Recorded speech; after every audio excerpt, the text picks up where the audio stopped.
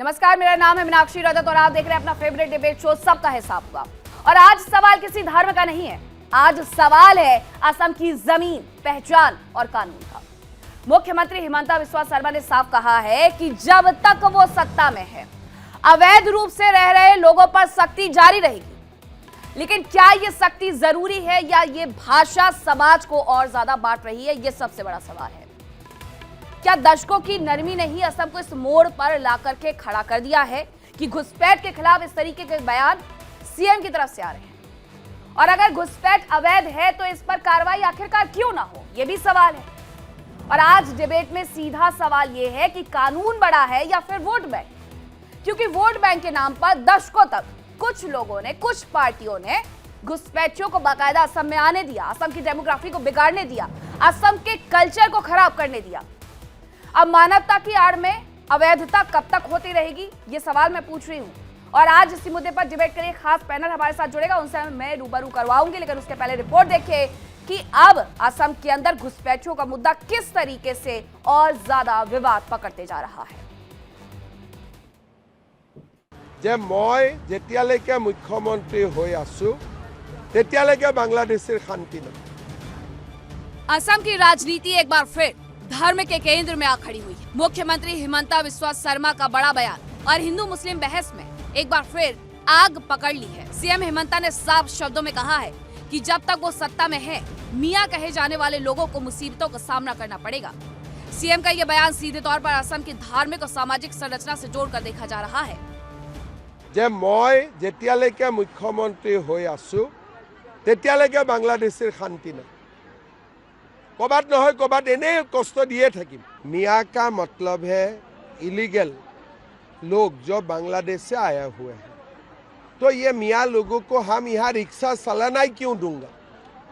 लोग, मैं तो अच्छा बोला था 5 रुपया का जगह में 4 रुपया दो, लेकिन कानून बोलता है कि यहाँ रिक्शा चलाना ही माना है। तो अभी तो मैं कानून का रास्ता में जाऊंगा तो रिक्शा चलाना ही बंद करना पड़ेगा। हिमंता सरकार का तर्क है कि असम की पहचान, संस्कृति खतरे में है और बांग्लादेशी घुसपैठियों के कारण प्रदेश की डेमोग्राफी में बदलाव देखा जा रहा है और यही वजह है कि सरकार सख्ती के रास्ते पर है। इस बयान को हिंदू संगठनों का समर्थन मिल रहा है। श्री हेमंत बिस्वा शर्मा जी ने जिस प्रकार से आसाम में बहुत सुंदर लॉ एंड ऑर्डर को रखा है, जितने भी प्रकार की अराजकता चल रही थी उन सभी को दूर करने का कार्य किया है। लेकिन दूसरी तरफ मुस्लिम स्कॉलर इस बयान को सीधे तौर पर हिंदू मुस्लिम विभाजन से जोड़कर देख रहे हैं। किसी सूबे का मुख्यमंत्री, किसी सूबे का मुखिया, किसी सूबे की सरकार ये कहे कि फला समुदाय को परेशान करो, आप उसको तकलीफ दो, वो मैं रहूंगा तो वो तकलीफ में रहेगा, परेशान उन्हें करता रहूंगा, तो आप बताइए कि इससे बुरी बात भी कोई और हो सकती है? एक तरफ हिंदू अस्मिता का सवाल, दूसरी तरफ मुस्लिम पहचान पर संकट का बड़ा दावा। असम में अब सियासत सिर्फ विकास की नहीं रही, ये लड़ाई बन गई है धर्म, डेमोग्राफी चेंज और वोट बैंक की। सवाल बड़ा है, क्या बयानबाजी से समाधान निकलेगा या असम में हिंदू मुस्लिम की ये लकीर और गहरी होगी? Bureau report, India daily. अब सवाल तो बिल्कुल सीधा है कि आखिरकार घुसपैठियों को लेकर के इतनी नरमी बरतने की आवश्यकता क्या है? अगर घुसपैठिए है तो उन्हें सीमा पार से बाहर कर देना चाहिए। और 3 दिन पहले ही जब देश के गृह मंत्री पहुंचे हुए थे तब उनकी तरफ से भी असम को लेकर के, घुसपैठियों को लेकर के बड़ा बयान दिया गया था कि 1, 2, 3, 4 नहीं बल्कि 64 लाख घुसपैठिए हैं जो असम में अभी भी बैठे हुए हैं और उन्हें बाहर का रास्ता दिखाया जाएगा। अब इस पूरी खबर के मायने क्या है, सीएम हिमंता के बयान के मायने क्या है, वो मैं आपको समझा देती हूँ। मायने ये है कि बदलते डेमोग्राफी को लेकर के चिंता जताई जा रही है। अब ये भी समझिए कि अवैध घुसपैठ पर जीरो टॉलरेंस की जो नीति है वो सरकार अपनाते हुए नजर आ रही है और पिछले कुछ वर्षों में खासकर हिमंता सरकार ने इसको लेकर के जीरो टॉलरेंस की नीति अपनाई है। सुप्रीम कोर्ट तक ये पूरा मुद्दा गया है और वहां पर भी सुनवाई हुई थी। सरकार का कोई भी फैसला टाल मटोल वाला नहीं है। अल्पसंख्यक और बहुसंख्यक संतुलन पर ध्यान दिया जा रहा है। उनकी तरफ से ये बयान भी बहुत सारे आए हैं कि एक वक्त ऐसा आएगा जब ये जो आबादी है वो बराबर की हो जाएगी 2041 तक की। राज्य की सांस्कृतिक पहचान की रक्षा जो मेन उद्देश्य है, मुख्य उद्देश्य है, वो यही है कि राज्य की सांस्कृतिक पहचान की रक्षा हो सके। अब आज डिबेट का सबसे बड़ा सवाल क्या है वो मैं आपको बताती हूं। सवाल यह है कि क्या मियां फैक्टर असम की डेमोग्राफी को बदल रहे हैं, और अगर बदल रहे हैं तो इनसे लोगों को क्यों इतनी तकलीफ हो रही है, बाकी पार्टियों को इतनी तकलीफ क्यों हो रही है। अगर घुसपैठियों को देश से बाहर खदेड़ा जा रहा है तो उन्हें जाने दीजिए।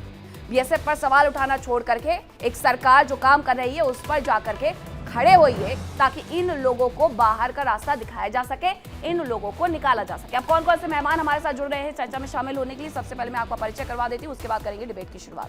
तो मेरे साथ मेहमानों के तौर पर इमरान खोखर जुड़ रहे हैं, इसी के साथ आचार्य अरुण कृष्ण भी जुड़ रहे हैं, और राहुल लाल भी जुड़ रहे हैं, और साथ ही राम कुमार जी भी मेरे साथ जुड़ रहे हैं। इस पर करेंगे हम चर्चा और जानेंगे कि इस पूरे मुद्दे पर सिर्फ राजनीति सही है या फिर अब एक ऐसे फैसला लेने की जरूरत है कि इन घुसपैठियों को एक बार में ही बाहर निकाल दिया जाए। उत्तर प्रदेश को लेकर के आप देखिए, उत्तर प्रदेश को लेकर के योगी की पार्टी में क्या कहा गया, कहा यही गया था कि उत्तर प्रदेश में जो लोग रहते हैं, उत्तर प्रदेश के जो संसाधन है उस पर सिर्फ और सिर्फ पहला हक जो है वो उत्तर प्रदेश के लोगों का है। तो ये असम में क्यों नहीं होना चाहिए, और सिर्फ असम में ही क्यों, ये देश के हर कोने में होना चाहिए, हर हिस्से में होना चाहिए कि जहां जहां पर घुसपैठिए हैं उन्हें बाहर का रास्ता दिखाया जाए, चाहे वो असम हो या फिर पश्चिम बंगाल हो। असम में घुसपैठियों की वजह से डेमोग्राफी चेंज हो रहा है। आप एक लंबे वक्त की अगर पूरे आंकड़े उठा करके देखेंगे तो आपको समझ में आएगा कि ये आंकड़े कैसे बदल गए हैं और कैसे धीरे धीरे धीरे करके यहाँ पर घुसपैठियों को घुसाया गया है। अब करते हैं चर्चा की शुरुआत। तो सबसे पहले मेरा सवाल आप ही से है राहुल लाल जी, कि अगर घुसपैठिए हैं तो क्या घुसपैठियों से किसी को दिक्कत होनी चाहिए, किसी को तकलीफ होनी चाहिए? मीनाक्षी जी, मैं तो आपसे पूर्णतः सहमत हूं, और पूरा देश सहमत होगा कि इस देश में घुसपैठियों के लिए कोई जगह नहीं है। लेकिन हमें तो लगता है कि हेमंता बिस्वा शर्मा की क्या मजबूरी है कि वो घुसपैठियों से नहीं निपट पा रहे हैं। उनको वो घुसपैठियों से निपटते तो पूरा देश उनके साथ खड़ा होता है। लेकिन उन्हें घुसपैठियां नहीं चुनना है, उन्हें हिंदू मुस्लिम विभाजन की राजनीति करनी है। असम एकलौता देश का ऐसा राज्य है जहां पे घुसपैठियों की अधिकृत पहचान हो चुकी है। मीनाक्षी जी, 2013 से 2019 तक वहां पे बजाते जो है कि एनआरसी वहां पे किया गया, एनआरसी के माध्यम से पूरी स्क्रूटनी की गई और 19 लाख घुसपैठियों की वहां पे पहचान की गई। अब आप सोच के देखिए कि उसके बावजूद अब कोई ये कहे कि हम तो घुसपैठियां खोज रहे हैं, घुसपैठियां पहचानने में लगे हुए हैं। लेकिन आपने एक चीज तो गौर किया मीनाक्षी जी, पूरे देश भर में जो है इलेक्शन कमीशन ऑफ इंडिया का एसआईआर चल रहा है। असम में उन्होंने एसआईआर करने को मना कर दिया। चलिए, मैं भी सहमत हूं कि असम में पहले से घुसपैठियों की पहचान हो गई है, नागरिकता परीक्षण करने के लिए कोई जरूरत नहीं है उनको।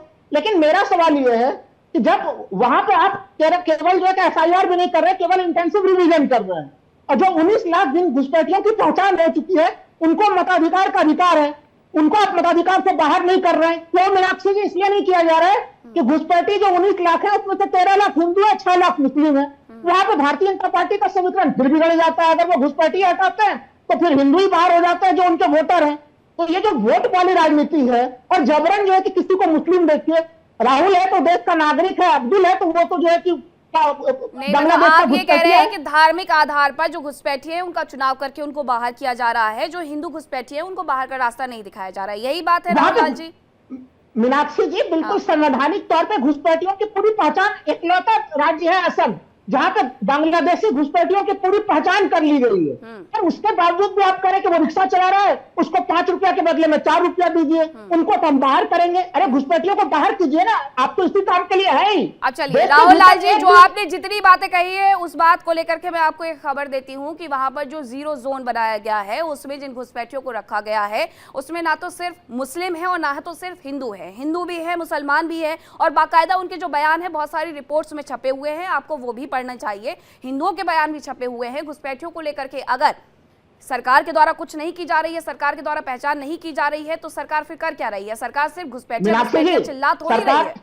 अरे मीनाक्षी जी, 2019 में ही पहचान हो गई है। 2019 में पहचान हो चुकी है, एनआरसी का फाइनल लिस्ट जारी हो चुका है। ठीक है, ठीक है, मैं राम कुमार पाल जी से पूछ लेती हूँ। जो आपने आरोप लगाया है कि जब पहचान हो गई, 19 लाख लोगों के नाम सामने आ गए, अब देश के गृह मंत्री जब पिछले दिनों वहां पर गए हुए तो उन्होंने कहा कि 64 लाख घुसपैठिए हैं। तो राम कुमार पाल जी, इन घुसपैठियों को सिर्फ पहचानना है या बाहर भी करना है?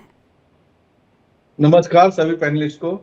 देखिए, पहले तो मैं कहना चाहूंगा, मियां सब से जो इनको तकलीफ हो रही है वो बांग्लादेशी मुसलमान को आसाम में कहा जाता है, मियाँ शब्द उनको कहा जाता है। और उन्होंने जो भी अपनी कथनी करनी में कहा है विश्व ने, तो बांग्लादेशी मुसलमानों के लिए कहा है। तो मेरी अपील तो रहेगी हिंदुस्तानी मुसलमानों से कि वो भी साथ दे देश में बांग्लादेशियों को निकालने के लिए। और देखिए राहुल लाल जी वो पूछ रहे हैं, तो राहुल लाल जी आपको हम जवाब देता हूं। अजमल कसाब कितने साल केस लगाए, भाजपा तो थी नहीं।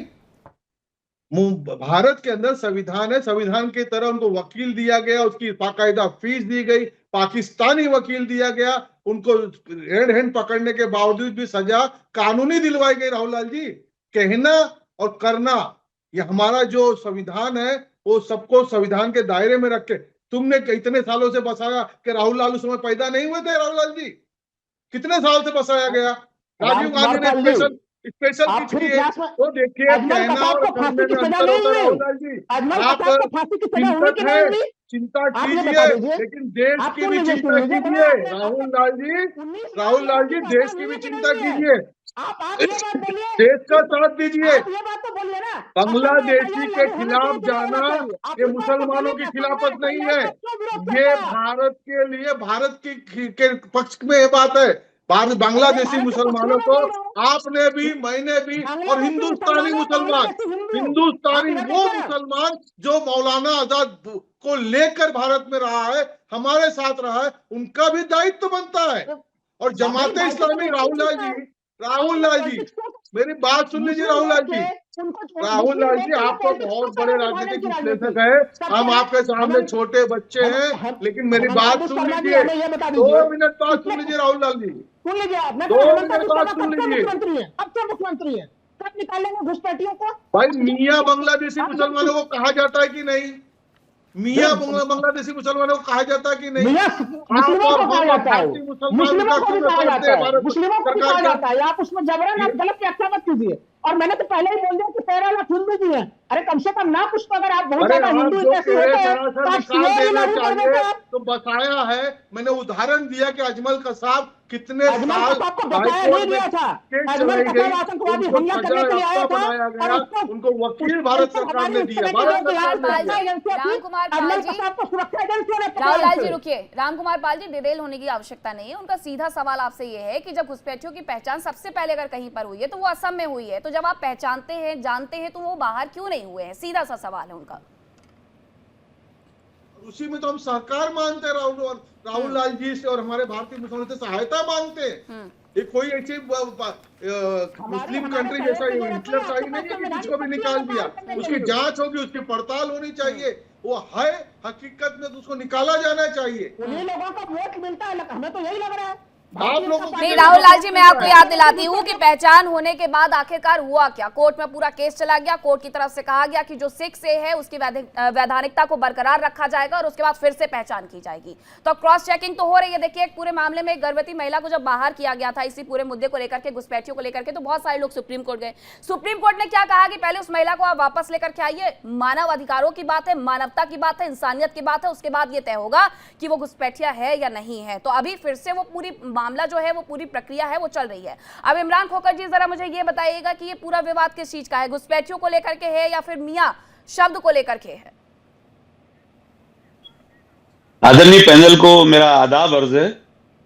आप उन्हीं हेमंत विश्व शर्मा की बात कर रही हैं जो श्रद्धा चिटफंड के अंदर आरोपी रहे हैं, या उन्हीं हेमंत विश्व शर्मा की बात कर रही हैं जो कांग्रेस के अंदर मुसलमानों के इफ्तार पार्टियों में टोपी लगाकर बोटियां तोड़ने जाते थे, या उन्हीं हेमंत विश्व शर्मा की बात कर रही हैं जो एनआरसी होने के पहले तक बड़ी बड़ी बातें करते थे, जब तक उसके अंदर हिंदू और मुसलमानों का क्लासिफिकेशन नहीं हुआ कि 19 लाख में से कितने हिंदू और कितने मुसलमान हैं। देखिए, एक सीधा सा मसला ये है, आप उन्हीं विश्व की बात कर रही हैं जिनको भारतीय जनता पार्टी असम की लोकल बॉडीज कह चुकी है ऊपर शीर्ष नेतृत्व को कि हेमंत विश्व शर्मा के नेतृत्व में अगर अगला चुनाव लड़ा गया तो हम भारतीय जनता पार्टी असम में चुनाव हार जाएगी। देखिए, ये सब राजनीतिक बातें हैं। मैं आपको एक बात समझाता हूं। राहुल लाल जी ने बहुत अच्छी बात कही कि सुप्रीम कोर्ट मॉनिटर्ड एनआरसी 2019 में हुई, उसमें 19 लाख लोग हुए। तो 19 लाख जब आपने क्लासिफाई कर लिए, जब आपको पहचान हो गई, आप उनको बाहर क्यों नहीं निकाल पाई? आपकी निकम्मीपन है। और अगर आपको लगता है कि आज भी घुसपैठ जारी है तो केंद्र में आपकी सरकार, राज्य में आपकी सरकार, डबल इंजन की सरकार होने के बावजूद घुसपैठिया आ रहा है, रह रहा है और हमारे भारतीय संसाधनों का उपयोग कर रहा है। तो ये तो सरकार का फेल्योर, सरकार का निकम्मापन, सरकार की नाकामी है। ऐसे निकम्मे मुख्यमंत्री को तो कभी से नरेंद्र मोदी जी को हटाना चाहिए। लेकिन बात को समझ के चलिए, आने वाले 2-3 महीने बाद चुनाव है।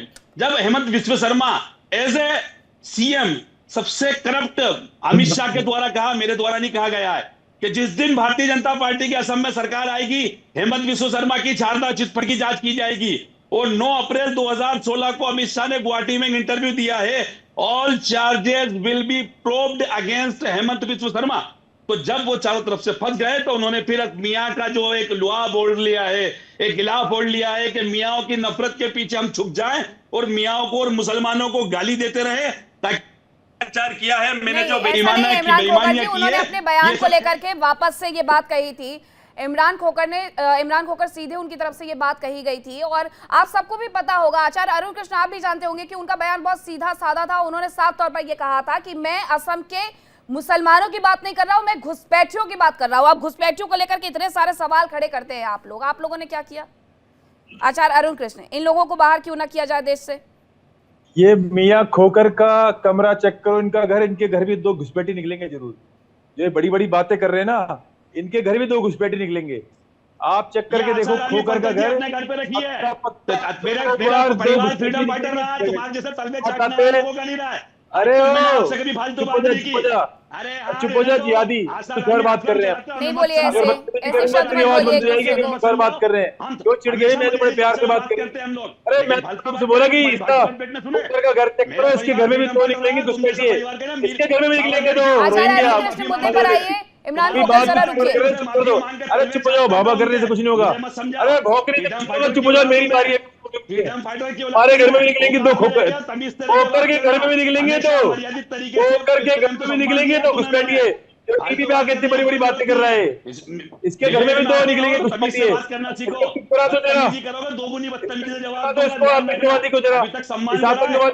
पहले जब इसकी बारी थी मैं बिल्कुल चुप था, इस आतंकवादी को चुप इमरान कराओ। खोकर जी और आचार्य अरुण कृष्ण जी, जरा शब्दों की मर्यादा रख लीजिए। और आचार्य अरुण कृष्ण प्लीज आप थोड़ा सा टॉपिक पर आइए। इमरान खोकर के साथ पर्सनल होकर के क्या फायदा है? अब जो वो पूछ रहे हैं उसमें कुछ पूछना गलत नहीं है, लेकिन ये मैं बताऊंगी कि किस तरीके से झूठ फैला रहे हैं कि 19 लाख लोगों की पहचान होने के बावजूद वो बाहर क्यों नहीं गए हैं। दरअसल तकलीफ इतनी है कि मियां क्यों कहा जा रहा है, जबकि अगला बंदा खुद आकर के ये बोल रहा है कि मियां कहा जा रहा है क्योंकि वो खुद को मियां कहलाते हैं। जब उन्हें कोई दिक्कत नहीं है बांग्लादेशी मुसलमानों को, तो बाकी लोगों को तो मुझे लगता है दिक्कत नहीं होनी चाहिए। आचार्य अरुण कृष्ण जरा बताइएगा कि इस पूरे मुद्दे पर घुसपैठियों को देश में रहने की इजाजत आखिरकार दी ही क्यों जाए? और जब पहचान कर लेते हैं तो सरकार से सवाल पूछने लगते हैं, और जब पहचान नहीं होती है तब पश्चिम बंगाल में सवाल उठाने लगते हैं।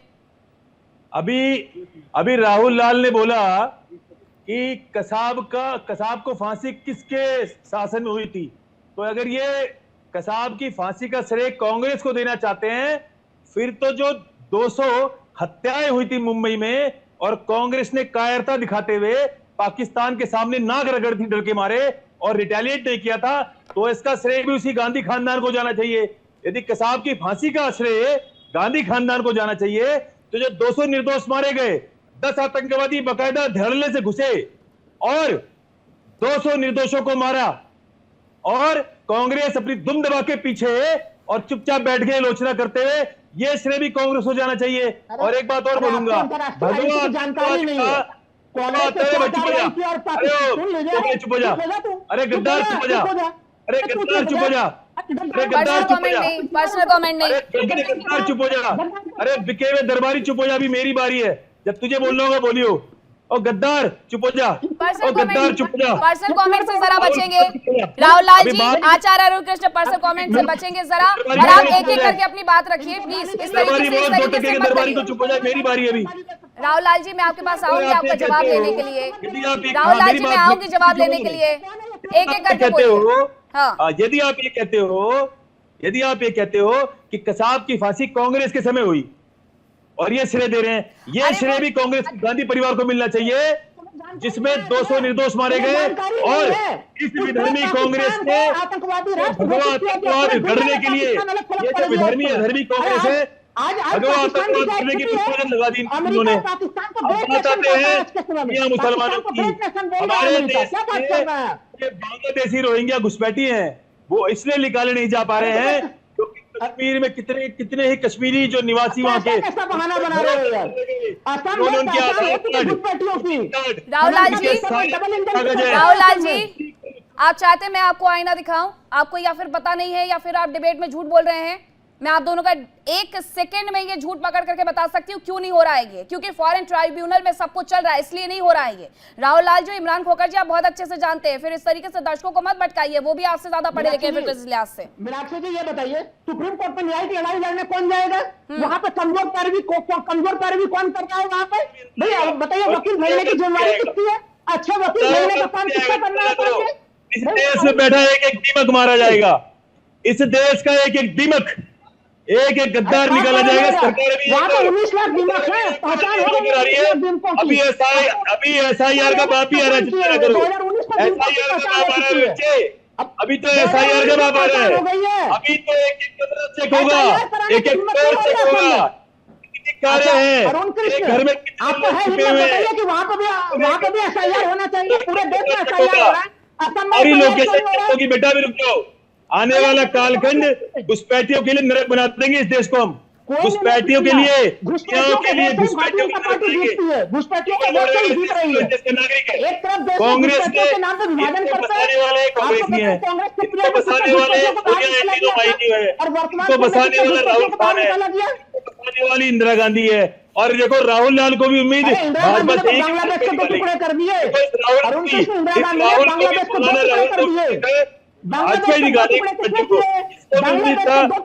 पार्टी निकालेगी। राहुल लाल जी यही तो कहा गया है सुप्रीम कोर्ट की तरफ से भी, सुनिए आप दोनों सुनिए, सुप्रीम कोर्ट की तरफ से क्या कहा गया? सुप्रीम कोर्ट की तरफ से यही कहा गया है कि मार्च 1971 के बाद जो लोग आए हैं, मार्च 1971 के पहले उस डेट तक जो लोग आए हैं सिर्फ वही असम के लोग कहलाए जाएंगे, वही स्थानीय निवासी कहा जाएंगे, उसके बाद के लोग नहीं। तो ये कौन लेकर के आया है मैंने आपको बता दिया है। दूसरी बात, आप जो ये कह रहे हैं बार बार कि राहुल लाल जी, मैंने बताया कि फॉरेन ट्राइब्यूनल में ये पूरा केस पड़ा हुआ है और लड़ने वाला कौन है? कपिल सिब्बल। वो नाम आप भूल जाते हैं, आपको वो नाम याद नहीं रहते हैं कि कौन लड़ रहा है। आपको SIR से दिक्कत हो जाती है, आपको NRC से दिक्कत हो जाती है, SR हो रहा है तो उससे आपको दिक्कत हो जाती है, बेदखली हो रही है तो उससे आपको दिक्कत हो जाती है। और हाल फिलहाल का बयान क्या था उनका? क्या बयान दिया गया था? यही दिया गया था कि SR में जब इतने लोगों के नाम कटे तो SIR होने दीजिए, और ज्यादा लोगों के नाम कटेंगे। वकास वारसी जी, क्या ये सच नहीं है कि मियां बांग्लादेशी मुसलमानों को कहा जा रहा है और उसके आधार पर ये हिंदू मुस्लिम बेमतलब का हो रहा है, जबकि घुसपैठियों पर तो एक सुर सबका होना चाहिए कि भाई निकालिए इन्हें?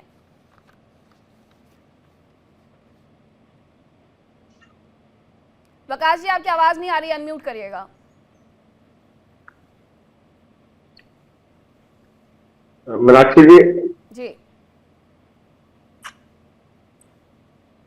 Am I audible now? मेरी आवाज आ रही है आपको? बोलिए। हाँ, मीनाक्षी जी मैं कह रहा हूँ, आप बिल्कुल सही कह रही हैं कि ये बेमतलब का हिंदू मुसलमान हो रहा है। जब SR और SIR में असम के अंदर सबसे पहले होने पे हर भारतीय मुसलमान ने अपना समर्थन दिया और उस पर किसी भी तरह का एजिटेशन नहीं किया, तो ये कौन सी राजनीति है? और मैं तो कहूंगा कि सबसे आसान राजनीति है कि जब चुनाव आने वाला हो तो मुसलमान को अपराधी बना के कटघरे में खड़ा कर दीजिए। क्या असम का किसान मुसलमान, क्या वो भी अपराधी है? क्या वो भी घुसपैठिया है? क्या असम का जो गरीब तबका है भारतीय मुस्लिमों का, क्या वो भी अपराधी है? क्या वो भी घुसपैठिया है? उनकी क्या खता है? उन्होंने तो SIR और IR को क्वालिफाई करने के बाद उनके नाम बचे, तब वो आज हैं। और आज जब एक पूरे समुदाय को अपराधी बना देंगे, CM चीफ मिनिस्टर जैसी इतनी इंपॉर्टेंट पोजीशन पे, संवैधानिक पद पे बैठ के, तो क्या सारा गरीब मुसलमान, क्या सामान्य भारतीय मुसलमान अपने आप को अपराधी नहीं मानेगा? कैसे जब एक समुदाय को आप कितने % भारतीय जानते हैं कि क्यों नहीं कहा बीच में घुस गए भैया? तुम बात घुसपैठी क्यों रही है ना यहाँ पर?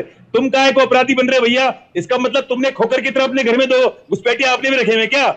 जैसे देखिए, खोखर ने जो आचार्य जी, घुसपैठ रखे हुए हैं, आपने रखे हैं क्या? आपके- आप अपराधी क्यों आपके- बेइज्जत कर रहे हो भैया? आपके पद- अपराधी वो आपके होगा जो पद- घुसपैठ करके आपके आया है। पद की वजह से अपराधी वो अगर होगा आपको जिसने भारत इज्जत भूमि मिल के रही है, संसाधन खा रहा तो उसका है। नाजायज अपराधी फायदा वो मत होगा उठाइए। इस भूमि को खा रहा है। आपके पद की अपराधी वो वजह होगा से जो अगर गैर कानूनी ढंग से हमारे देश आपके को घुसा है। पद प्रतिष्ठा की अपराधी वो वजह से होगा अगर आपको इज्जत जिस दे रहे मुसलमान ने हैं, उसका इनके नाजायज आधार मतलब कार्ड, ना निकालिए, इनके वोटर नाजायज कार्ड, फायदा मत सारे उठाइए। कागज बनाए होंगे। आप क्यों अपराधी फील कर रहे हो? मैं SIR यदि क्लियर आप- किया हुआ, आप अपराधी मैं क्यों एक कर रहे हो SIR भैया? क्लियर किया हुआ अरे हिंदुस्तानी SIR मुसलमान अभी हूँ। SIR का बाप आ रहा है, अभी SIR का अबू भी आ रहा है। SIR का बाप आ रहा है, एक एक घर, एक एक फ्लोर, एक एक कमरे चेक होंगे। अभी देखते रहिए आने वाले कल में जितने भी घुसपैठिए अरे हैं, आप अपने जितना भी भ्रम की दुनिया में रहिए। मैं कह रहा हूँ कि हिंदुस्तानी, मैं कह रहा हूँ आचार्य जी, मैं कह रहा हूँ अगर असम की समस्याएं हैं, देखना आप आने वाला कालखंड घुसपैठियों को भयानक बना आचार्य देंगे। जी ठीक है, धरती अगर घुसपैठ असम के लिए की बना देंगे। समस्याएं हैं तो उनका हल रोजगार से, घुसपैठियों के लिए शिक्षा नरक बना से, देंगे, धरती इंसाफ आप से देख है। रहे हो।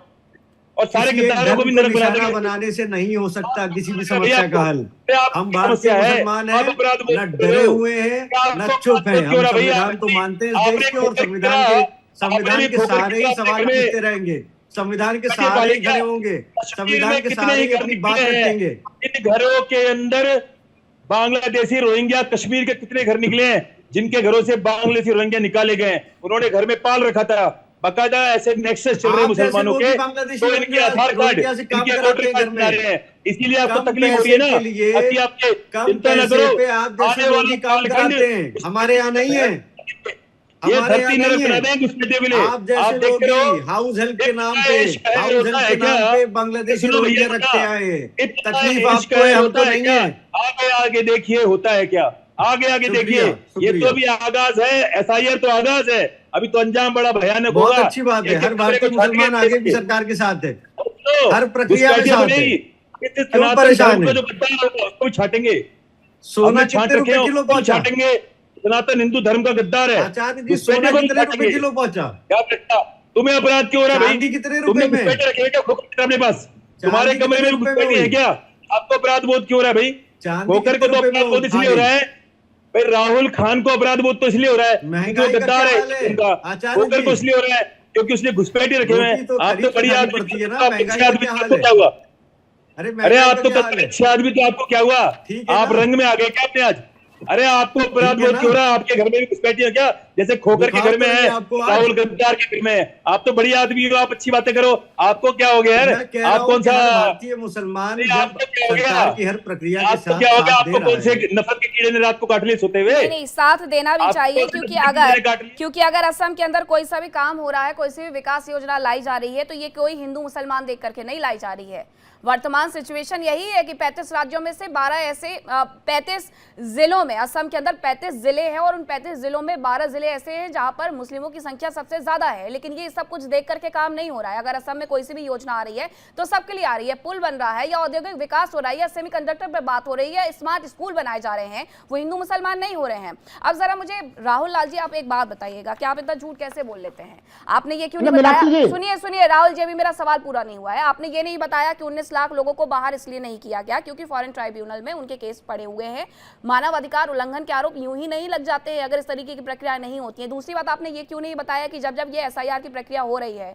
घुसपैठियों की बात आती है तो कपिल सिब्बल सबसे आगे मोर्चे पर खड़े हुए नजर आते हैं, तो आप ये तमाम बातें क्यों छिपा रहे हैं? मीनाक्षी जी, आपके सवाल का उत्तर तो मैं दूंगा, लेकिन यहाँ पे अरुण कृष्ण लगातार बहुत ही बेहद गंदी भाषा का प्रयोग मेरे लिए कर रहे हैं। मैं आप सबसे कह रही हूँ कि मैं कह रहा हूँ कि देखिए, अगर वो अगर अपने हाथ में लेकर गलत भाषा का प्रयोग, अरे तुम्हें क्या बोला? तुम्हें तो कुछ बोला ही नहीं मैंने। मैं मैं तो इनसे बात कर रहा हूँ, तुम क्यों घुस रहे हो बीच में? मैं उनको पूरा जवाब दे दूंगा अपने ढंग से, क्योंकि ये भाषा ही गरिमा को गिलाना नहीं चाहता मैं।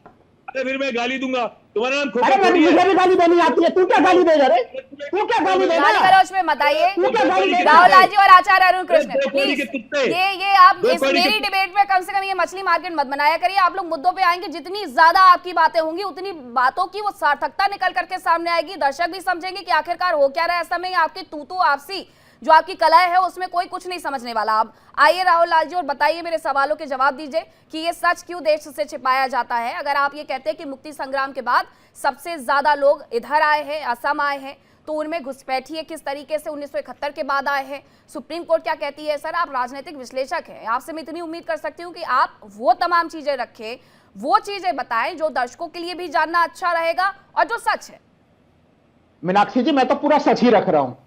ये सच है कि नहीं है कि 1971 के पहले वहां पे उसमें घुसपैठियों की स्थिति काफी भयावह हुई, इसीलिए तो उस समय जो है कि बांग्लादेश, पाकिस्तान के 2 टुकड़े इंदिरा गांधी ने किए और बांग्लादेश का जन्म हुआ।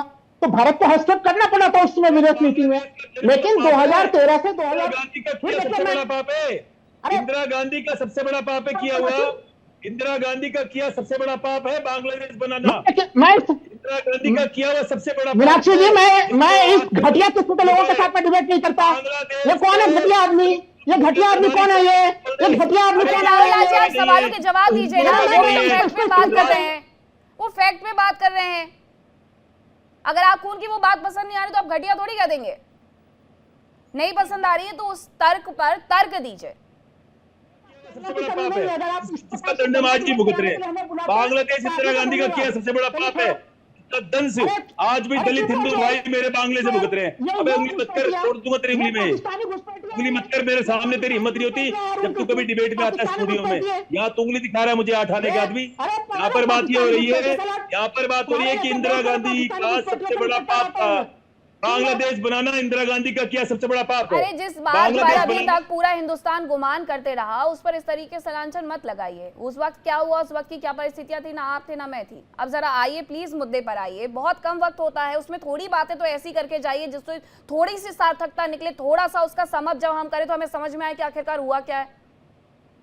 मीनाक्षी जी, मैं ये कह रहा हूँ कि तो वो सही भाषा का प्रयोग नहीं करे, वो गलत भाषा का प्रयोग। मैं आप लोगों से तब से कह रही हूँ जब से डिबेट शुरू की हुई है। मैं कोई टीचर नहीं हूँ, हर दिन यही आप लोगों को बोलते रहूंगी। आप लोग अपनी इज्जत अपने हाथों में लेकर के आते हैं। कृपया अपने शब्दों का थोड़ा सा लगाम रखें। सच में राहुल खान है, मैं तो राहुल गांधी को बोल रहा हूँ। राहुल लाल जी और आचार्य अनुकेश दोनों को डाउन करिए। या आप मेरे सवालों पर आएंगे नहीं, अपनी पर्सनल बातों में उलझे रहेंगे, आपकी पर्सनल चीजों के लिए नहीं आएंगे मंच। इमरान खोखर जी, इस पूरे मुद्दे पर सुप्रीम कोर्ट ने अभी कुछ वक्त पहले की बात है जब फैसले में ये कहा कि नागरिकता अधिनियम 1955 की धारा 6A के तहत 1 जनवरी 1966 से पहले असम में जिन लोगों ने प्रवेश किया, बांग्लादेशियों को भारतीय नागरिक माना जाएगा। साफ कहा कि 1 जनवरी 1966 और 24 मार्च 1971 के बीच राज्य में आने वाले कुछ शर्तों के अधीन 10 साल बाद ही नागरिकता दी जानी चाहिए थी। ठीक है, अब कोर्ट की तरफ से भी ये पूरा मामला आ गया है। आप लोगों ने 19 लाख लोगों को लेकर के सवाल पूछा, उस पर भी जवाब दे दिया गया है। अब जरा मुझे ये बताइएगा कि अगर घुसपैठिए कहीं पर है तो हमें उनसे लगाव क्यों होना चाहिए? देखिए मीनाक्षी जी, मैं आपको बहुत सीधे शब्दों में एक बात कहता हूं कि इस देश के अंदर भारतीय नागरिक के अलावा कोई भी बांग्लादेश, पाकिस्तान, अफगानिस्तान कहीं से भी आया हुआ घुसपैठिया है, उसको सरकार को चिन्हित करके बाहर करना चाहिए। ये हमारा प्रथम वक्तव्य है। लेकिन मैं आपको एक चीज बता दूं कि सरकार की मंशा कुछ और होती है और सरकार दिखाती कुछ और है। अगर सरकार की यही मंशा है तो जिन आपको कैसे पता सरकार की मंशा? ये अब नहीं, आप सरकार के सेक्रेटरी लग रहे हो।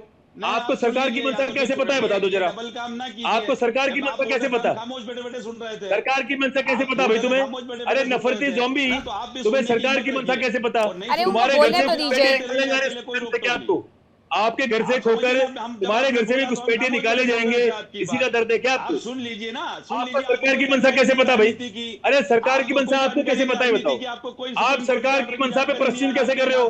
पहले की सरकार तो घुसपैठिए की बात ही नहीं करती थी, ये कम से कम निकाल तो रहे हैं, उस पे एक्शन तो ले रहे हैं। आपको सरकार की मंशा क्या लगती है? तुम्हारा मोमिन खेलना बंद हो जाएगा इसलिए? तुम्हारा मुस्लिम अम्मा टूट रहा है क्या? आचार्य अरुण की बात तो रख लीजिए, वो क्या कह रहे हैं, उसके बाद आप तर्क रखेंगे ना। पहले उनकी बात तो सुनेंगे कि वो क्या कह रहे हैं, उनकी बात भी तो समझिए कि कहने की कोशिश क्या कर रहे हैं। आप पहले ही जवाब दे देंगे तो वो तो समझा ही नहीं पा रहे हैं। सरकार की मंशा इन्हें कैसे पता है? अरे ऐसे नहीं होता है आचार्य अरुण, हर शब्द को पकड़ करके डिबेट नहीं हो सकती है, थोड़ा उनको आने दीजिए। किसी के बीच में बोलने खड़े हो जाते हैं, फिर कुछ भी 2 बात बोलने में आ जाएगी तो फिर उठपटांग बात समझ में नहीं आएगी। बोलिए इमरान खोखर। मैं आपसे फैक्ट पे बात करता हूँ। हाँ। मैं फैक्ट पे बात करता हूँ। 19 जाग जिन लोगों की आपने बात कही है उनको सुप्रीम कोर्ट मॉनिटर्ड एनआरसी ने इन्फ्लिटेटर यानी घुसपैठिए घोषित किया है। लेकिन मसला क्या हुआ, भारतीय जनता पार्टी को लगा था कि एनआरसी हम लोग जब करेंगे तो इसमें से मुसलमान ज्यादा निकल के आएंगे, फिर हमारे लिए राजनीतिक पिच पे खेलना आसान हो जाएगा। लेकिन जब उसका फिगर सामने आया, फिगर सामने आने के बाद भारतीय जनता पार्टी बीजेपी की गवर्नमेंट के सामने एक डिलेमा क्रिएट हो गया। अब क्या किया जाए, तो उन्होंने एक सीए नाम का कानून लेकर आए। अब उस सीए नाम के कानून में सीमा हैदर भी आ गई, उस सीए नाम के कानून में बेगम खालिदा जिया ये भी आ गई, हमारी शेख हसीना वाजिद भी आ गई। जब इस तरीके के सामने दिखते हुए घुसपैठियों को भारतीय जनता पार्टी की सरकार दिल्ली में बैठ के बिरयानी खिला रही है तो असम के अंदर जो गरीब मुसलमान होगा, हिंदू होगा, कोई और व्यक्ति होगा, उनको वहां बाहर क्यों नहीं निकालती? लेकिन समझ के चलिए, अच्छा, इमरान राजनीति खोखर जी- चुनाव आने अप्रैल के अंदर असम के अंदर चुनाव है। हाँ। और इन चुनावों में जब अपने पापों का घड़ा हेमंत बिस्व शर्मा का भर चुका है, तो उन्होंने एक ही चीज सोची कि अब हमें मुसलमानों से की गई नफरत ही यहाँ से पार अच्छा। लगा सकती है। अच्छा। मुसलमानों के खिलाफ ऊट पटांग गूंज जलूल ठीक है, बयान राम दीजिए, कुमार पाल इसके जी, अलावा राम हेमंत कुमार बिस्व पाल जी शर्मा के जवाब पास दे कुछ रहे नहीं है। हैं। राम कुमार पाल जी, देखिए, मैं अपनी चुनावों बात के लिए हो रखना रहा है ये सब चाहूंगा। कुछ? मैं अपनी बात रखना चाहूंगा इंडिया डेली से कि भारतीय मुसलमान और मियाँ बांग्लादेशी मुसलमान में अंतर करना ही पड़ेगा। जो वॉकर जी मिलाना चाहते हैं, ये आग लगाने का काम कर रहे हैं। वारसी जी कह रहे हैं, सही कर रहे हैं। और दूसरी बात ये बार बार कह रहे हैं, तो सुन लीजिए अब इमरान खोखर जी, अभी आपको यही चीज पसंद नहीं आ रही थी, अब फिर आप वही कर रहे हैं। वाकर जी सुन लीजिए, आपको फैक्ट बताना पड़ेगा। वाकर जी सुन लीजिए प्लीज, आप अवैध घुसपैठिया बताएंगे वहां के गरीब मुसलमानों को। सुन लीजिए और प्लीज, मेरी बात रखने का मौका दीजिए, मुझे मौका कम मिला है। मैं आपको कुछ अभी कह दूं, अभी मैं आपको कोई पंडा कह दूं, मैं अरे आपको मुझे किसी मौका और तो धार्मिक दीजिए बोलने का। अगर मैं वहां पे सुशोभित आप ही बोलना चाहते हैं। देखिए, मैं इंडिया डेली के श्रोताओं से अपील करना चाहूंगा कि लियाकत अली और नेहरू समझौता क्या था। आप मेरे अल्पसंख्यक को संभालेंगे, मैं आपके अल्पसंख्यक को संभालूंगा। ये लियाकत अली और समझौता था। और अभी हमारी मीनाक्षी जी ने कहा कपिल सिब्बल, तो राहुल लाल से पूछना चाहूंगा, जमाते इस्लामी ऊट सूट सुप्रीम कोर्ट किसके पैसे में जाती है? हलाल हलाल जो भारतीय हिंदुस्तानी और हिंदू लोग देते हैं हलाल टैक्स, इसके ऊपर जाती है। इस पे भी ध्यान देना चाहिए राहुल लाल जी। ये बताइए, आप तो राजनीतिक विशेषज्ञ हैं कि हलाल क्या है, हलाल क्या है, हलाल का टैक्स क्या है, हलाल की कितने ट्रिलियन की इकोनॉमी है, ये भी देश को बताइए। ऊट सूट जमात इस्लामी चली जाती है कि अपने बाप दादा की कमाई लेके जाती है? हलाल कहां से वसूला जाता है? स्वामी जी, आप भी ध्यान दीजिए हलाल पर। और दूसरी बात, लियाकत अली समझौता पढ़ लीजिए कि क्या था। अल्पसंख्यक को सुरक्षा देना, ये नेहरू और लियाकत अली के बीच समझौता था। उसका पालन होगा और करना पड़ेगा। लेकिन आपको मियाँ बांग्लादेशी मुसलमान और हिंदुस्तानी मुसलमान में अंतर रखना चाहिए। ये दोनों को भेद मत करिए, इसको मिक्स मत करिए, देश में आग मत लगाइए। जितनी जवाबदेरी हमारी है, उतनी जवाबदेरी आपकी भी है। अच्छा, मैं जरा ये इनसे पूछना चाहती हूँ इमरान खोखर जी, क्योंकि आप मध्य प्रदेश से आते हैं, लेकिन मैं आपको एक झारखंड की जगह बताती हूँ। संथाल क्षेत्र है, वहाँ पर जमाई टोला नाम से एक जगह बना दी गई है। मतलब कि बाहर से आए हुए घुसपैठियों ने वहाँ की महिलाओं से शादी की, उनके साथ बच्चे पैदा किए और उन्हीं के घर में आकर के बस गए हैं। जमाई टोला जैसा पूरा उन्होंने एक कॉलोनी बसा दी है। वहाँ के रहने वाले जो आदिवासी हैं, उनके जो वहाँ से जितने भी अधिकार होते थे वो उनसे छीन लिए गए हैं। उनके घर, उनकी जमीन, सब कुछ उन लोगों से छीन लिया गया है। और उस पूरी जगह की डेमोग्राफी चेंज करने के साथ साथ वहां की पूरा कल्चर बदल दिया गया है। तो आप क्या चाहते हैं कि ये बाकी जगह पे भी हो जाए, पश्चिम बंगाल में भी हो जाए, असम में भी हो जाए? अरे मियाँ को रखिए साइड और अब ये बात घुसपैठियों तक ही रहने दीजिए। बात घुमाते हैं तो वहां तक देखिएगा। नहीं, मैं पूछ रही हूँ इसलिए इमरान खोखर जी से, बताइए। मुख्यमंत्री अगर ये कहते हैं कि घुसपैठिया जब भी बांग्लादेशी मिले तो उसको परेशान कीजिए, समझ में आती है, चलो ठीक है। असम का मुख्यमंत्री कहता है घुसपैठियों को परेशान करना है, आपका भी उत्तरदायित्व तो बनता है। भारत देश पे आप एक वीजा लेकर दुबई जाइए और 4 घंटा लेट हो तो बच के आ जाए तो बताना।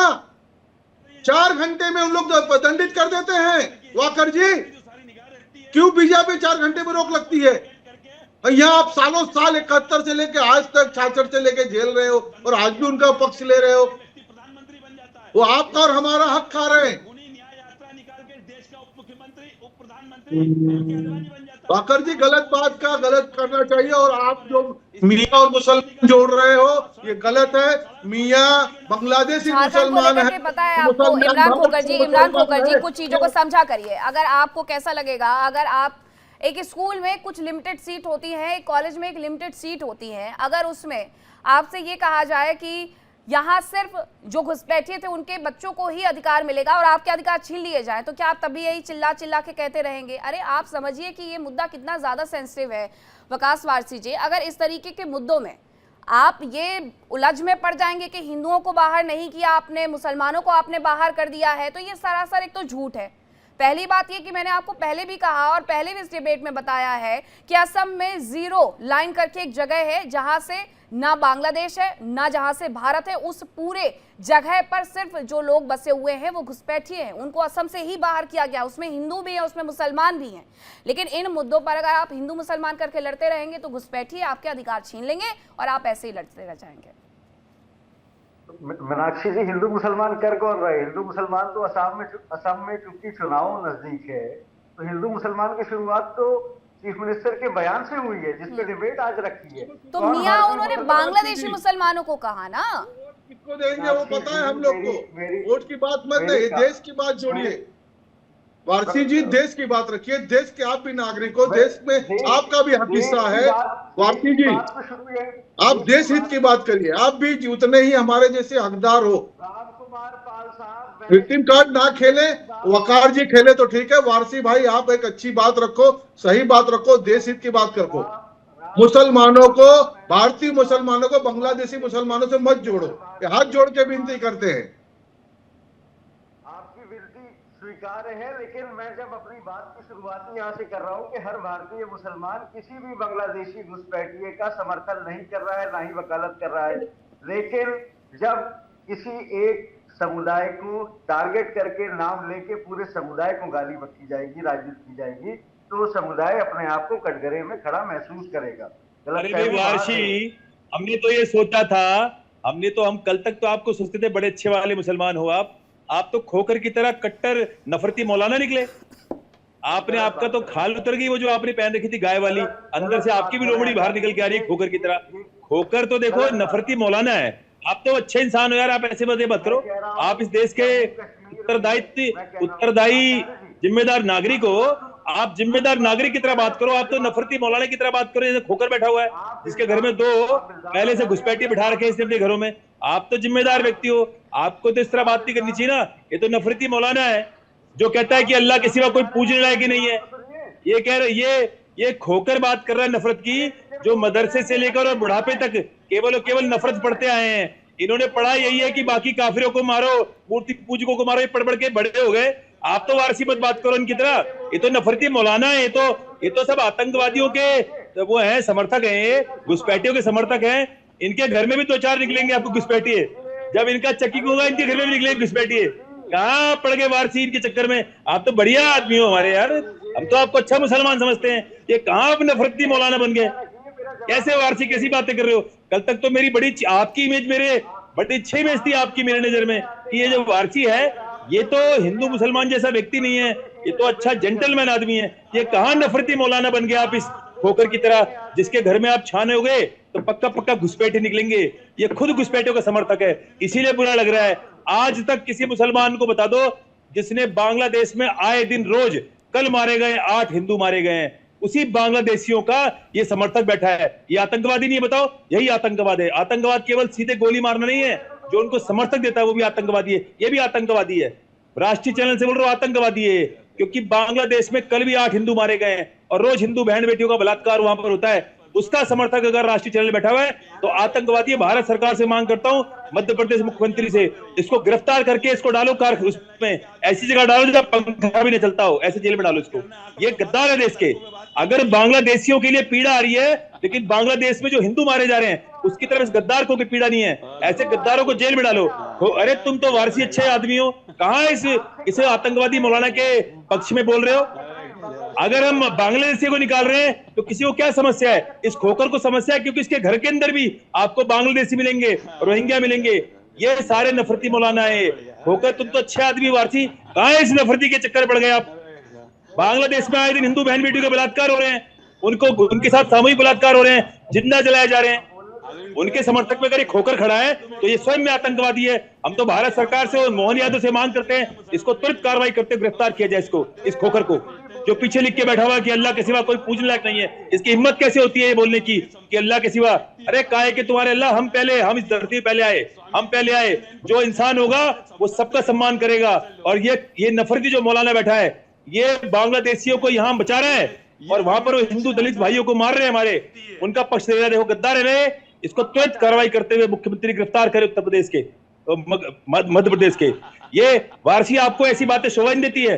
आपकी जो छवि थी मेरी नजर में अलग थी। आप तो खोकर की तरह बात कर रहे हो, बड़े शर्म की बात है। मुझे आपसे ऐसी बिल्कुल आशा नहीं थी कि आप ऐसी बातें करोगे। आप तो बढ़िया आदमी हो, आप तो प्रोग्रेसिव हो, मैंने सुना था। आप कट्टर मौलाना हो ही नहीं, आप प्रोग्रेसिव की बात करो। छदम भ्रमित मत करो, या तो इस तरफ रहो या उस तरफ रहो। बोलो भैया हम किसी घुसपैठी के साथ नहीं है, पॉलिटिक्स हो रही नहीं हो रही है, ये आप तय करने वाले नहीं हो। कोई पॉलिटिशियन ऐसा नहीं होता जो पॉलिटिक्स नहीं करता। पॉलिटिक्स तो पॉलिटिक्स ही है, वो पॉलिटिक्स सकारात्मक है, वो नकारात्मक है, ये अपने आप में अलग विषय है, ठीक है। लेकिन आप इस खोकर मौलाना की तरह बात करोगे, इस नफरती की तरह, तो ये गलत बात है। आपको ऐसी बात नहीं करनी चाहिए। हम तो आपको अच्छा समझते हैं कि आप बढ़िया आदमी हो, जब भी बोलते हो तो हमेशा न्याय संगत बोलते हो। इस खोकर की तरह कहां से आ गए, इस नफरती की तरह? ये तो नफरत फैलाता है। इसकी तरह कहां से आप आ गए? ये तो नफरती है, ये तो घुसपैठियों का सब इसके घर में छाटे, इसके घर में ढूंढेंगे, इसके घर में भी निकलेंगे घुसपैठी, आप देखना। आपके घर में नहीं होंगे, लेकिन आप इसकी भाषा क्यों बोल रहे हो? ऐसे होता है, गलत आदमी के साथ रह के आपका दिमाग भी गलत हो रहा है, प्रदूषित हो रहा है ऐसे प्रदूषित आदमी के साथ रह के। मैं तो जा रहा हूं, अपनी बात मैंने कह दी मीनाक्षी जी, और मेरे पास समय नहीं है, मैं क्षमा चाहूंगा समय देने के लिए और आगे। लेकिन इस खोकर को मैं मध्य प्रदेश सरकार से त्वरित कार्रवाई के लिए गिरफ्तार करो इसे और डालो इसे काल कोठरी में। ऐसे नहीं होता है ना, आप इतनी बातें बोल करके जा रहे हैं, आप कह रहे हैं। आप मुझे एक बात बताइए, आपके पास क्या सबूत है? और घुसपैठियों को लेकर के इतना जो हंगामा है, वो असम और पश्चिम बंगाल तक ही रहने दीजिए ना, किसी एक दूसरे पर लांछन लगाने से क्या हो जाएगा? मीनाक्षी जी, जो बांग्लादेश में हमारे हिंदू भाई रोज मारे जा रहे हैं, उनकी बहन बेटियों के साथ बलात्कार हो रहे हैं, सामूहिक बलात्कार हो रहे हैं, और इसने एक बार उनके बारे में कुछ नहीं बोला। लेकिन यहाँ पर बैठ के बांग्लादेशियों का पक्ष ले रहा है। ये गद्दार नहीं है देश का? और कैसे गद्दार होते हैं? नहीं, लेकिन यहाँ पर बैठ करके इमरान खोकर, अच्छा ठीक है, इमरान खोकर जरा बताएंगे, इमरान खोकर ने तो ये नहीं कहा कि वो समर्थन करते हैं किसी भी घुसपैठिए का, या फिर बांग्लादेश में हिंदुओं के साथ हो रहा है उसका। बांग्लादेश में दलित बहन, हमारे दलित भाई हिंदू भाइयों के साथ वहाँ पर इतना नहीं, वो किसी का इस तरीके से समर्थन नहीं करते हैं। इमरान खोकर ऐसा किसी का कोई समर्थन नहीं करते हैं। इमरान खोकर कई बार आपके साथ इस डिबेट में बैठे, उन्होंने भी खुल करके कहा है कि अगर जो लोग बांग्लादेशी मुसलमान, बिल्कुल कहा है इमरान खोकर ने, कि अगर इस तरीके की चीजें हो रही है तो वो नहीं होनी चाहिए। इमरान खोकर जरा आप ये बताइए, इमरान खोकर जी खोकर के संगत में आके प्रदूषित बातें करी, मुझे इसका दुख है वार्ची का। ठीक है, इमरान खोकर जी जरा इमरान खोकर जी जरा ये बताइए कि इस पूरे मुद्दे पर घुसपैठियों को आखिरकार किस तरीके से बाहर निकाला जा सकता है? अगर सरकार ये नहीं कर रही, वो नहीं कर रही, पहचान कर रही है, बाहर नहीं निकाल रही है, फिर ट्राइब्यूनल में केस चले जाते हैं, तो पहचान होगी, बाहर भी जाएंगे। और ये असम के जो सीएम है हिमंता जी, वो कह रहे हैं कि उन्होंने 450 लोगों का अभी तक बाहर भी किया है। चाहे वो किसी भी धर्म जाति समुदाय का हो, सरकार के पास विरोध किया, साधन होते हैं बांग्लादेश में होते हैं। मेरे दलित हिंदू भाइयों पे, पिछड़े हिंदू भाइयों पे जो अत्याचार हो रहा है, एक बार विरोध किया, और उन लोगों को बसाने की बात करता। शर्म आनी चाहिए ऐसे व्यक्ति के ऊपर। आप इतना अपने मजहब के उन्माद में इतना पागल हो चुके हो कि आपको नहीं पता आप क्या बोल रहे हो, आपको नहीं पता आप क्या कह रहे हो। अरे इस नफरत को लेके कहां जाओगे? उसको मुंह दिखाना है, उस परम पिता महादेव को मुंह दिखाना है तुम्हें खोकर। उसको मुंह कैसे दिखाओगे महादेव को मरने के बाद? जब इस पंचभूत में विलीन हो जाओगे तो उस महादेव को कैसे मुंह दिखाओगे खोकर? अरे आप बात करो न्याय संगत, आप बोलो कि जो घुसपैठे इस देश में इमरान खोकर जी का कनेक्शन चला गया है। राम कुमार पाल जी, इस पूरे मुद्दे पर ये नहीं हो सकता है कि इस पूरे मुद्दे पर सिर्फ बयानबाजी हो, इस पूरे मुद्दे पर कार्रवाई क्या? नहीं, कार्रवाई जरूर होनी चाहिए, लेकिन साथ साथ में जनता जनार्दन को अपील भी करनी चाहिए कि भाई मियां शब्द, जो मुख्यमंत्री ने भी कहा कि मियां सब बांग्लादेशी मुसलमान के लिए, और इमरान खोकर उसको हिंदू मुसलमान से या भारतीय मुसलमान से जोड़ रहे हैं, यही एक आपत्तिजनक है। बाकी सब ठीक है। नहीं, वो क्षेत्रीयता के आधार पर बहुत सारी चीजें बदल जाती हैं। जब सीएम हिमंता बिस्वा शर्मा अपने बयान में खुद ही स्पष्ट कर चुके हैं, तो उसके बाद कोई सवाल नहीं उठता उस बात पर। थी कपिल सिब्बल की, तो कपिल सिब्बल को फीस कौन देता है? जमाते इस्लामी। और जमाते इस्लामी को पैसा कहां से आता है? तो हलाल से आता है। तो ये क्या अनैतिक चीज प्रकरण चालू है? हलाल किस सदन से पास हो चुका है? जैसे सेक्युलरिज्म 1971 इमरजेंसी लगा के किया गया था, वैसे हलाल भी है देश में। यूपी सरकार ने उसको बैन किया है, बाकी असम की सरकार ने भी बैन करे। भारत की सरकार ने हलाल को बैन लगाना चाहिए, तब जाके कुछ होगा। आर्थिक सपोर्ट हम ही लोग कर रहे हैं और विरोध भी हम ही लोग कर रहे हैं। ये दोनों चीजें कब तक चलेगी?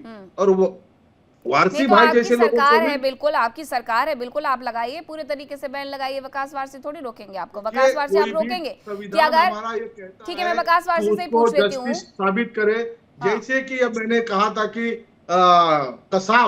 कसाब को जेल में डाला अरे गया, चला उसको गया पाकिस्तानी कसाब, वकील कसाब दिया का गया, सच पूरी दुनिया के उसको एक सामने है। संविधान के कसाब को दायरे में छोड़िए अभी, उसी तरह स्वीकारा वकास जा वारसी सकता जी, है। घुसपैठियों से क्या किसी को कोई हमदर्दी हो सकती है? ना हमदर्दी थी, ना है, हमदर्दी ना दिखाई हो ना, सकती उन्होंने है। मियां और मुसलमान को जोड़ दिया, जो कि हम हाथ जोड़ के अपील कर रहे हैं, बांग्लादेशी मुसलमान और भारतीय मुसलमान में अंतर करो। ये मियां और मुसलमान को जोड़ दोगे तो आग लगाने का काम ही है ना। ये वाकर जैसे ऐसे ही कर रहे हैं। हम हाथ जोड़ के अपील कर रहे हैं कि भाई भारतीय मुसलमान और बांग्लादेशी मुसलमान में अंतर करो। ठीक है वकास वारसी जी आप बोले। आपकी बात बहुत आप अच्छे तरीके से बात रख रहे हैं, और अगर इस तरीके से असम के चीफ मिनिस्टर ने इस खूबसूरती से अपनी बात रखी होती तो मुझे लगता है कि असमी मुसलमान अपने घरों से निकल कर उनके नहीं रखिए वकास वारसी जी, बिल्कुल रखिए। मैंने इसलिए बार बार इस बात का जिक्र किया कि उन्होंने अपने बयान में कहा कि असम के मुसलमानों से या भारतीय मुसलमानों से इस बयान का कोई लेना देना उन्होंने अपनी नहीं है। सफाई में ट्वीट किया। हाँ। उन्होंने अपने बयान की सफाई में ट्वीट किया।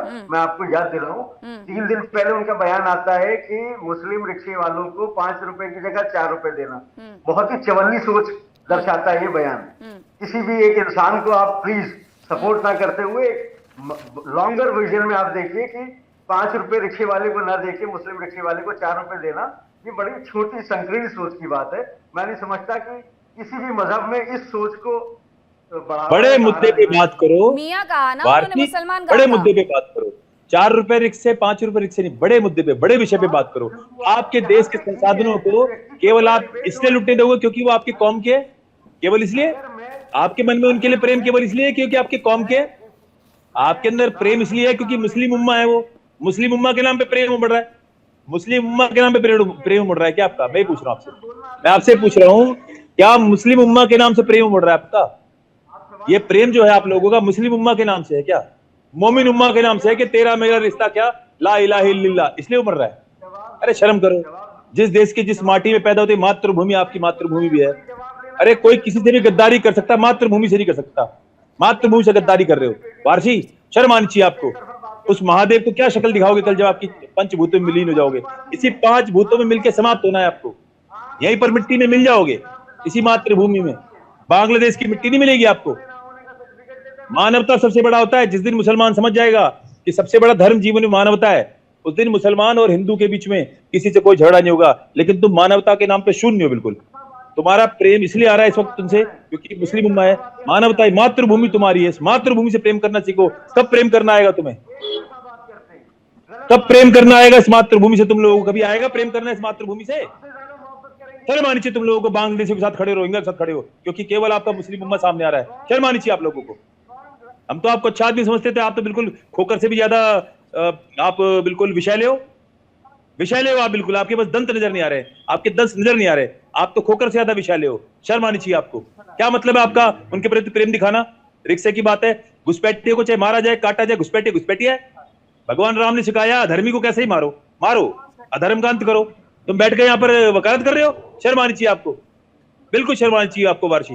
हम तो आपको अच्छा आदमी समझते थे कि चलो एक हमने ऐसा मुसलमान देखा जो सच बोलना जानता है, राष्ट्रवादी है। आप बेकार की टाई कर रहे हो यार। आपको ऐसी बातें बोलनी चाहिए? अरे घुसपैठिए भगाया जाए, साम दाम दंड भेद, ये इनके प्राकेण भगाया जाना चाहिए बस। आप बैठ के यहाँ उनकी पक्ष ले रहे हो।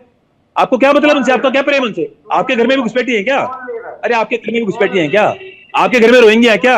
याद रखना अभी भी समय है। SIR के बाद जो सरकार कानून लेके आ रही है, बड़े कह रहे हैं वो एक एक कमरे में झांका जाएगा, बाथरूम टॉयलेट झांके जाएंगे कि तुम्हारे घर में टॉयलेट इंग्लिश लगी है, देसी लगी हुई है, तुम्हारे घर में पेंट कौन सा लगा है, ये भी सरकार झांकेगी, याद रखना। और घुसपैठियों के साथ गद्दारी पकड़े जाएंगे और उनके खिलाफ भी वही केस चलेगा जो घुसपैठियों को चलेगा। डिटेंशन सेंटर बनाएगा गद्दारों का भी, गद्दारों का भी डिटेंशन सेंटर बनाया जाएगा, ध्यान रखना।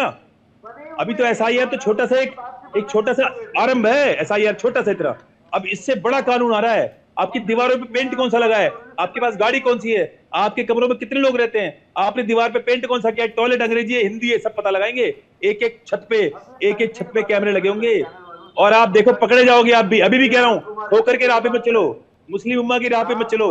आप चलो केवल राष्ट्रवादिता पे कि मातृभूमि मेरी है, यही माँ, इसी माँ में पैदा हुआ, इसी माँ ने जन्म दिया है, इसी माँ में अंत घुसपैठियों तो को गत्वा लेकर के एक दिन कोई विलीन समर्थन होगा। नहीं करता है और इस जिस दिन- देश में घुसपैठियों को लेकर के समर्थन अगर आपने किया या किसी ने भी किया तो ये समझ लीजिए कि आपके ही अधिकार उसमें चुनेंगे और कुछ नहीं होगा। बहुत धन्यवाद आप सभी का मेरे साथ चर्चा का हिस्सा बनने के लिए। फिलहाल वक्त एक छोटे से ब्रेक का है, कहीं मत जाएगा। इंडिया डेली अब आपके स्मार्ट टीवी पर भी मौजूद है। इंडिया डेली 24/7 अब इन सभी प्लेटफॉर्म पर लाइव देखिए।